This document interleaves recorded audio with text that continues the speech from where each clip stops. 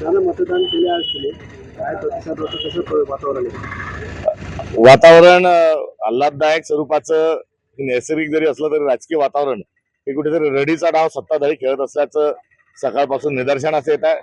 मतदान बोगस करून घेणे, गाड्या भरभरून ग्रामीण भागातील मतदान शहरात आणलंय, हे मोठ्या प्रमाणावर अशा घटना या दुर्दैवाने घडून येत असताना आढळून येत आहे. फ्री अँड फेअर इलेक्शन झालं पाहिजे आणि या सर्वांमध्ये रडीचा डाव हे भाजप आणि त्यांचे मित्रपक्ष हे लढत आहेत आणि यामध्ये शिवसेना एकनाथ शिंदे गटाने तर गुंडागर्दी लावलेली आहे. थेट आमदाराच्या घरातील लोक पोलिसांना लोटपाट करण्याच्या अत्यंत संतापजनक घटना देखील घडलेल्या आहेत. त्यामुळे अशा लोटपाट करणाऱ्यांवर, बोगस मतदान करणाऱ्यावर प्रशासन नेमके कोणते गुन्हे दाखल करणार याकडे लक्ष हे लागून आहे. त्यांनी सदर रक्षणार्थ आणि खलनिग्रहार्थ या स्वरूपामध्ये पोलिसांनी काम करावं आणि प्रशासनाने देखील कुठल्याही परिस्थितीत बोगस मतदान होऊ नये ही त्यांच्याकडून असणारी आमची अपेक्षा आहे.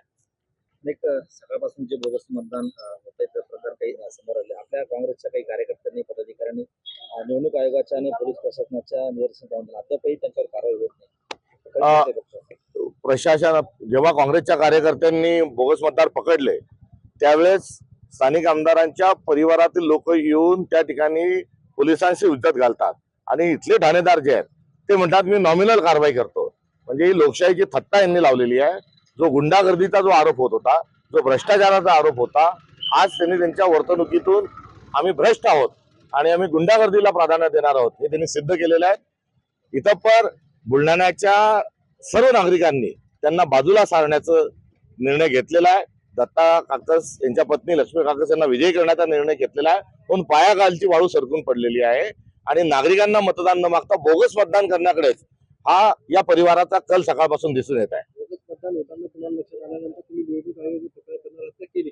तक्रार केलेली आहे, तक्रार करतही राहू आणि हाताच्या कंगणाला आरसा कशाला. जर काही थोडी तरी लाज प्रशासनाजवळ जर असेल तर त्यांनी कारवाई करावी.